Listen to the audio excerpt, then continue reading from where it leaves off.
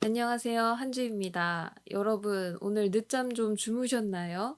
드디어 우리가 기다리고 기다리던 설 연휴가 시작됐습니다. 예! 사실 제가 피부과 치료를 받아서 지금 얼굴이 상처투성이에요. 그래서 조금 나은 뒤에 영상을 찍으려고 했는데, 이 긴 연휴 동안 분명히 뭐 볼까 고민하시는 분들이 있을 것 같아서 제가 요 근래 재밌게 읽었던 소설과 또 재밌게 봤던 넷플릭스, 디즈니 시리즈 요런 것들을 가지고 와 봤습니다. 이것도 도파민 중독이라고 할지 모르겠는데 제가 요 근래에 다른 분야의 책들보다 압도적으로 소설책을 많이 읽었어요.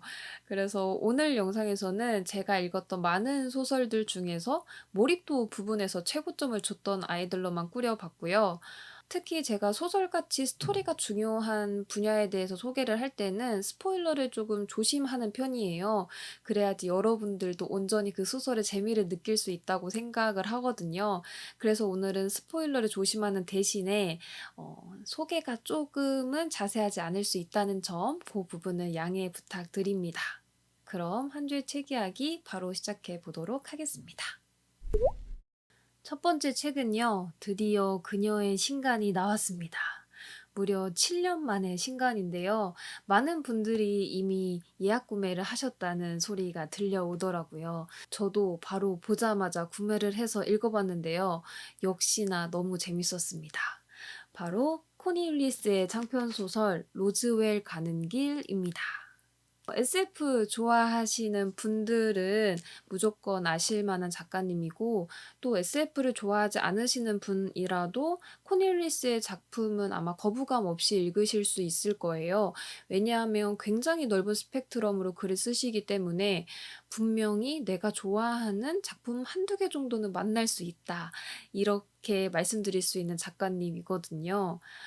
이번에 소개해 드릴 로즈웰 가는 길이라는 작품은 우리가 크리스마스 하면 생각나는 작품이죠. "빨간 구두 꺼져. 나는 로켓 무용단이 되고 싶었다고." 같은 느낌의 아주 사랑스럽고 따뜻한 이야기의 작품입니다. 여러분들 혹시 미국 뉴멕시코주에 있는 로즈웰이라는 도시를 알고 계신가요? 저는 이 작품을 통해서 처음 알게 됐는데, 이 로즈웰이라는 도시가 UFO가 발견이 돼서 유명해진 도시라고 해요. 그러니까 이 작품 역시 로즈웰 가는 길, 외계인을 만나서 펼쳐지는 이야기를 다루고 있습니다. 이 작품의 주인공인 프랜시는 자신의 절친인 세리나의 결혼식을 막기 위해서 UFO 덕후들이 모여 있는 로즈웰에 도착을 하게 되는데요. 또 세리나의 결혼식이 UFO 축제 기간과 겹치게 되면서 온 세계에 있는 UFO 덕후들이 그 로즈웰에 모이게 됩니다. 이때 프랜시가 왜 세리나의 결혼을 막으려고 하냐면 세리나의 남편 역시도 UFO의 덕후이기 때문인데요. 이 남자 UFO가 발견됐다고 하자마자 결혼 준비를 내팽개치고 바로 그곳으로 달려가게 됩니다. 결국 세리나는 혼자 고군분투하면서 결혼 준비를 하는데, 프랭키는 이 세리나를 조금 도와주기 위해서 세리나의 심부름을 하게 돼요. 그 심부름을 하기 위해 세리나의 차에 타는 순간 그 차에 타고 있던 외계인에게 납치를 당하게 됩니다. 그리고서는 본격적으로 이야기가 시작되는데요. 이 로즈웰 가는 길의 특징을 좀 얘기를 해 보자면 첫 번째로는 아주 술술 읽힌다는 점입니다. 여러분들도 그냥 작가님이 이끄는 대로 이렇게 쭉 편안하게 읽어 가다 보시면 어느새 책이 끝나 있을 거예요. 이 책이 480 페이지 정도 되는 꽤 두꺼운 분량의 장편 소설임에도 불구하고 저는 거의 하루 만에 다 읽었던 것 같아요. 그만큼 몰입도도 굉장하고 가독성도 좋은 책이기 때문에 아주 설 연휴에 읽기 딱 좋은 책이라는 생각을 했습니다. 그리고 또 이 작품을 읽으면서 저는 두 가지 작품이 생각이 났는데요. 첫 번째는 프레드릭 베크만의 불안한 사람들, 그리고 앤디 위어의 프로젝트 헤일 메리가 생각이 나더라고요. 이 두 작품 역시 제가 너무나도 좋아해서 리뷰를 올렸던 작품인데, 이 로즈웰 가는 길의 경우에는 이 두 작품에서 좋은 점만 쏙쏙 뽑아서 반반 섞은 듯한 그런 느낌이었습니다. 프렌시가 납치를 당하고 나서 이곳저곳 끌려다니면서 어떤 사건들로 인해서 이 납치당하는 인간들이 점점 늘어나는데요. 납치당한 사람들끼리 의기투합하는 장면들도 너무 귀엽고요. 또 하나하나의 캐릭터들이 어쩔 때는 조금 얄밉기도 하고 또 어쩔 때는 이해가 안 가는 부분들도 있지만 결론적으로 따뜻한 마음씨를 가지고 있는 캐릭터들이기 때문에 끝까지 기분 좋게 읽을 수 있었던 것 같아요. 그리고 프로젝트 헤일 메리에서도 주인공과 외계인이 처음에는 서로 말도 안 통하고 어떤 아무런 공감도 할 수 없다가 점점 서로의 언어를 배워가면서 친구가 되어가는 과정이 굉장히 감동적이잖아요. 그런 묘미를 이 로즈웰 가는 길에서도 느끼실 수 있습니다. 그리고 이 책의 표지가 굉장히 귀엽고 다채로워요. 많은 그림들이 있는데 이 책을 다 보신 분들은 아마 요런 하나하나의 그림들이 어떤 것들을 상징하고 있는지 아실 거예요. 그래서 이만큼 다양한 사건 사고들이 펼쳐지는 소설이기 때문에 설 연휴 때 아주 재미있게 보실 책으로 로즈웰 가는 길 추천드립니다. 그리고 두 번째 책은요. 정말 이 이야기가 어떻게 끝날지 궁금해서 손을 뗄 수 없었던 작품이었는데요. 바로 알랭 로보그리에의 진입니다. 이 표지를 보시면 아시다시피 문학동네 세계 문학 전집 시리즈 중에 한 권이에요. 그런데 고전 소설임에도 불구하고 너무 흥미진진하고요. 정말 기존에 볼 수 없었던 새로운 느낌의 고전이라서 약간 저의 고전에 대한 인식을 깨준 작품이기도 합니다. 저는 이 책을 이 소개글을 보고서 구매를 하게 됐는데요. 영화 매트릭스보다 18년 앞서 나온 매트릭스에 영감을 줬을 법한 스파이 소설. 너무 재밌을 것 같지 않으세요? 알랭 로브그리의 작가님은요, 1922년생 프랑스 작가님이시고요. 고무지우개라는 작품을 시작으로 해서 우리나라에서는 질투라는 작품이 가장 유명한 것 같더라고요. 또 영화 시나리오나 연출 쪽에도 관심이 많으셔서 많은 상들을 받으셨다고 나와 있는데, 어, 연출이 조금 까다롭기는 할 수 있겠지만, 이 진이라는 작품도 영상으로 만들면 너무 매력적일 것 같은 거예요. 그래서 영화 연출에 좀 관심 있으신 분들이라면 꼭 이 책 한번 읽어보셨으면 좋겠습니다. 이 작품은 한 프랑스어 교사가 실종되는 사건부터 시작이 되는데요. 이 남자의 집을 수색하다 보니까 테이블 위에 강의 자료 같은 텍스트가 있는 거예요. 그 텍스트를 이야기하면서 소설이 본격적으로 시작이 됩니다. 사실 저는 이 작품이 어떤 전형적인 스파이 소설일 줄 알았어요. 그러니까 미션을 비밀스럽게 수행해 가면서 이런 흥미를 돋구는 그런 류의 소설인 줄 알았는데 이 소설은 스파이로 채용되기 위한 남자가 미션을 해결하는 동안의 심리를 그린 소설입니다. 근데 이 심리 묘사가 어떠한 서사보다 더 스릴러스러운 거예요. 그리고 아까도 말씀드렸다시피 매트릭스가 연상되는 작품이라는 소개가 있었잖아요. 어떠한 순간부터 그동안에 있었던 사건들이 재구성되기 시작하는데 이게 어떻게 끝이 날 줄 몰라서 정말 앉은 자리에서 다 읽었던 소설이었습니다. 이 책이 해설까지 해도 한 150페이지 정도 되는 굉장히 짧은 소설이에요. 근데 이걸 다시 말하면 군더더기가 없다는 거죠. 전개가 무척이나 빠르고요. 이 짧은 분량 때문에 자세하게 소개되지 않는 그런 불안감이 소설이 끝날 때까지 계속되기 때문에 정말 너무나도 재미있게 읽은 책이었습니다. 그리고 이 작품을 읽어보실 분들을 위해서 조금 더 말씀드리자면 다 읽고 나신 다음에 꼭 해설을 읽어보셨으면 좋겠어요.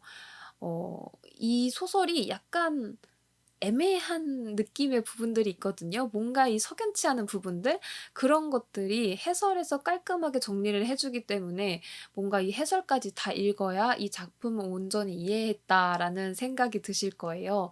그래서 해설까지 꼭 읽어 보시는 거 추천드리고, 이렇게 약간 미스터리함이나 어두운 심리 묘사 같은 거 좋아하시는 분들이라면 이 알랭 로브그리의 진 읽어 보시면 좋을 것 같습니다. 세 번째 책은요. 우리 인류가 미래를 위해서 하는 도전 중에 제가 가장 흥미로운 부분 중에 하나는 바로 화성 이주가 가능한지 안 한지에 대한 이야기인데요. 그리고 또 요즘 워낙 이 화성이 크게 대두가 되다 보니까 화성 탐사에 대한 비문학 책이라든가 아니면 화성에 살고 있는 어떠한 외계인과의 조우 요런 스토리가 있는 소설들이 많이 나오는 것 같아요. 그런데 여러분, 혹시 초기 화성 이민자들의 삶을 주제로 하고 있는 문학 작품 읽어 보신 적 있으신가요? 정말 미래의 일임에도 불구하고, 그리고 있을지 없을지 모르는 일임에도 불구하고 굉장히 현실적이라서 빠져들 수밖에 없었던 작품이었습니다.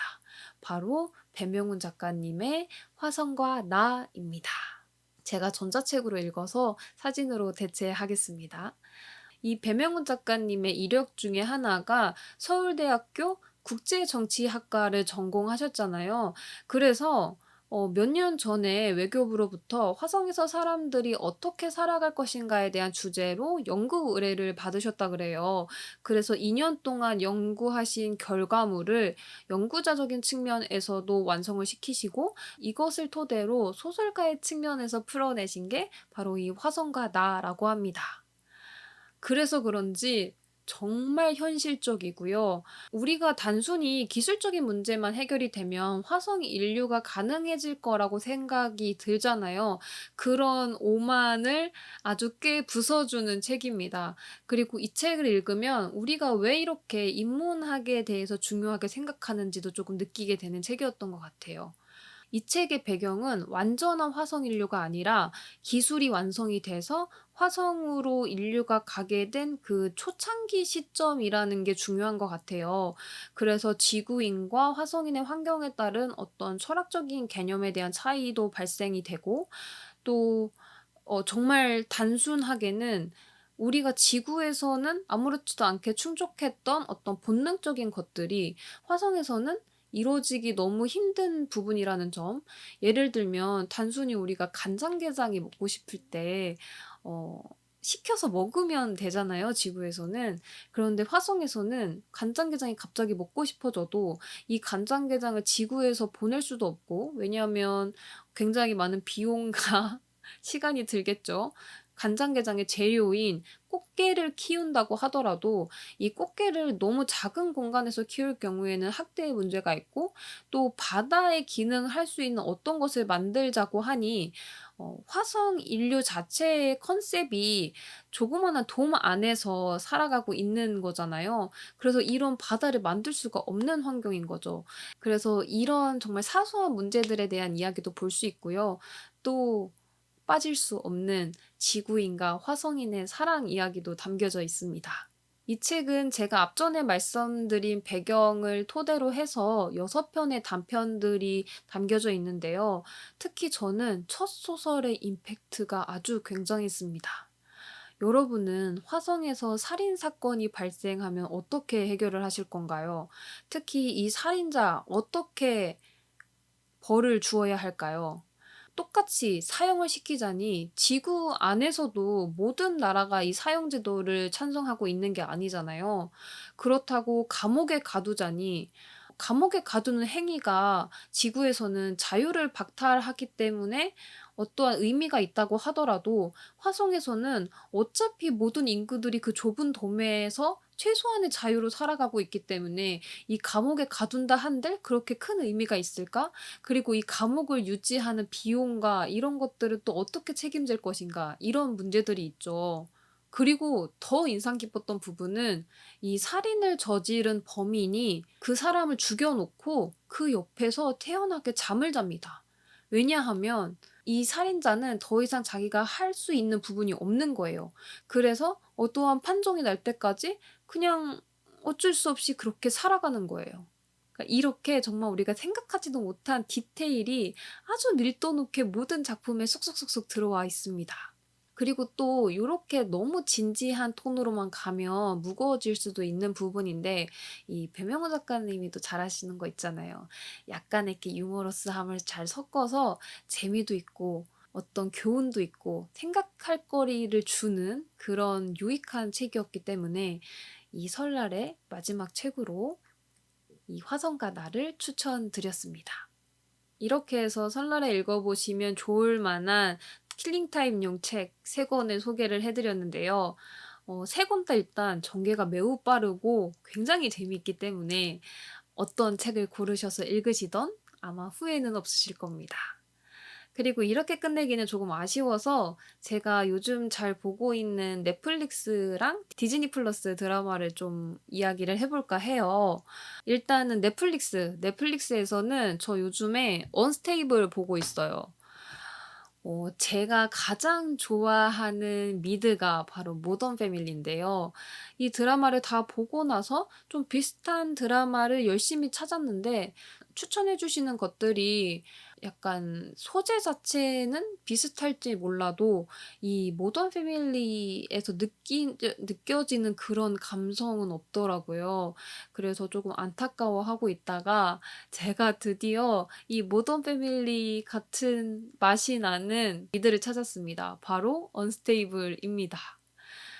제가 생각해 보니까 이 모던 패밀리의 스토리적인 부분보다는 약간은 허당스러운 인물이라든가 그 속에서의 그 개그 코드가 좀 잘 맞았던 것 같아요. 그런데 그런 것들을 이 언스테이블에서도 느낄 수 있는데요. 내용적인 부분을 조금 말씀을 드리면, 바이오테크놀로지 회사의 CEO로 있는 한 남자가 아내를 잃고 나서 정상적인 생활을 할 수 없게 돼요. 그리고 특히 일적인 부분에서도 구멍이 나기 시작하면서부터 이 CEO의 자리까지 흔들리게 되는데요. 그래서 그의 비서가 그의 아들에게 SOS를 칩니다. 그런데 아들과 아버지가 따로 살고 있는 이유가, 아버지가 좀 대단한 사람이기도 하고, 아들은 아버지가 자신의 꿈을 밀어주지 않고 자기처럼 살아가기를 원한다고 생각을 하고 있어요. 그리고 그런 문제들을 원래는 엄마가 가운데에서 중재를 잘 해 줬었는데, 엄마가 사고로 죽고 나서부터 이 트러블이 더 심해진 거죠. 그래서 아들은 자신의 꿈을 찾아서 집을 나가 있는 상태였는데, 결국에는 아버지를 도와주기 위해서 하루만 시간을 보내겠다고 왔다가 결국에는 이 사건 저 사건 때문에 아버지와 함께 살게 되고, 아버지와의 관계와 또 이 회사를 잘 회복해 나가는 그런 스토리입니다. 그리고 이것이 아버지의 회사를 배경으로 해서 주로 이야기가 흘러가는데요. 아들 역시도 아버지처럼 과학 천재예요. 그래서 이 천재끼리 이야기하는 그런 모습을 보는 재미도 있고요. 또 각각의 회사원들이 너무나도 귀엽습니다. 그래서 여튼 내용은 모던 패밀리와 다를지라도 그런 모던 패밀리의 감성을 좋아하셨던 분들이라면 너무나도 재미있게 보실 만한 작품이에요. 또 제가 넷플릭스에서 봤던 작품들 몇 개 좋았던 거 얘기를 해 드리면, 클래식 중에 클래식이죠. 기묘한 이야기. 요거 약간 매니악적인 것 같은 느낌 때문에 은근히 많이들 안 보셨더라고요. 소재가 약간 그런 성향이 있기는 한데 스토리적인 부분에서는 그렇게까지 매니악하지 않기 때문에 재미있게 보실 수 있을 거고요. 또 해리포터의 흑화판이죠. 웬스데이. 요것도 너무나 추천드립니다. 또 박보영 님이 간호사로 나왔던 정신병동에도 아침이 와요. 요 작품도 처음에 봤을 때는 그냥 전형적인 정신병동을 다루는 이야기들 있잖아요. 각 환자마다의 어떤 에피소드를 풀어가는 그런 드라마인 줄 알았는데, 그렇게 흘러가긴 하다가 마지막에 박보영 님이 어떤 환자와의 관계 때문에 우울증이 와요. 근데 거기서부터 정말 눈물을 펑펑 흘리면서 봤던 작품이기 때문에 분명히 다른 어떤 정신병동 이야기와는 차별점이 있었고 너무 감동적이었던 드라마여서 추천드리고요. 또 웰컴 투 삼달리도 재밌었습니다. 신혜선 님이랑 지창욱 님이 주인공으로 나오는데 신혜선 님이 굉장히 유명한 사진 작가예요. 그러다가 갑질 논란에 휩싸이게 되면서 고향인 제주 삼달리로 내려오게 되는데요. 이 제주도에서 가족들과 또 이제 고향 친구들에게 위로를 받고 이 사건을 해결해 나가고, 특히 또 지창욱 님이 신혜선 님의 전 남친이에요. 그래서 이 남자친구와 관계를 회복하는 그런 로맨스 드라마인데, 일단 배경 자체가 제주도다 보니까 이 배경을 보는 맛도 너무 좋았고 이 동네 사람들이 너무 웃겨요. 그래서 좀 약간 이런 코믹적인 요소도 함께 가지고 있는 드라마여서 요것도 가볍게 보시기 좋을 것 같습니다. 그리고 이제 디즈니 플러스에서 보고 있는 작품은 저 더 베어 보고 있습니다. 요거 약간 호불호가 갈릴 수 있는 작품이기는 한데, 저처럼 요리하는 거 좋아하시는 분들은 굉장히 좋아하실 만한 작품이에요. 이게 세계적으로 유명한 요리사인 주인공이 형이 자살을 하면서 물려준 형의 레스토랑을 살려가는 그런 이야기인데요. 굉장히 유명한 요리사이기는 하지만 형을 너무 존경했어서 결국에 형의 레스토랑을 이어받으려고 가게 되는데, 도착을 했더니 완전 개판 오분전인 거예요. 같이 일하는 동료들은 어떤 체계도 없고 질서도 없고 그냥 막 마구잡이로 소리 지르면서 만들고 있고, 또 그 가게를 통한 빚도 산더미이고, 그래서 이런 것들을 해결해 나가는 과정인데, 요런 스토리들 좋아하시는 분들은 재미있게 보실 수 있을 것 같고요. 또 제가 다 봤던 드라마 중에서 최악의 악, 요것도 재미있었고, 또 변론을 시작하겠습니다. 요거 변호사들 이야기들 좋아하시는 분들 있잖아요.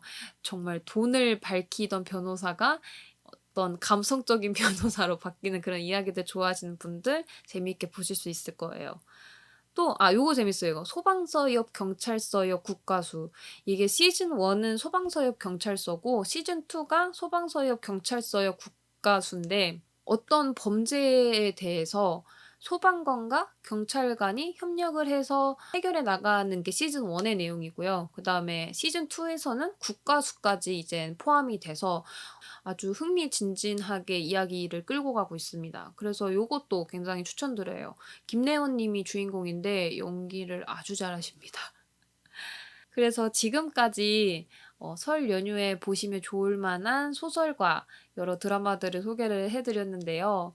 오랜만에 오는 긴 연휴다 보니까 조금 미뤄놨던 어려운 책이나 두꺼운 책을 읽어 볼까 하더라도 결국에 지나고 보면 평소보다 더 책을 못 읽고 있더라고요. 못 읽는 게 아니죠. 안 읽은 거죠. 그래서 이번 연휴 저는 그냥 좀 맘 놓고 쉬려고 하고 있고요. 금요일 밤에는 야간 보드를 타러 갈 것 같고, 토요일에는 할아버지 댁에 갔다가, 원래 일요일에 아시아컵 결승을 친구들이랑 다 같이 보기로 했는데 못 가게 됐잖아요. 그래서 일요일이랑 월요일은 비어 있는 상태입니다. 아마 그때 저도 뒹굴뒹굴하면서 있을 것 같기는 해요. 여러분들의 편안한 휴식을 위해 조금이나마 도움이 됐던 영상이기를 바라고요. 또 제가 일요일, 월요일에 볼 만한 책과 드라마 추천해 주실 만한 거 있으면 댓글로 남겨주시면 감사하겠습니다. 맛있는 음식 많이 드시고 편하게 쉬시고 새해 복 많이 받으시기 바랍니다. 그럼 다음 영상에서 또 인사드릴게요. 안녕.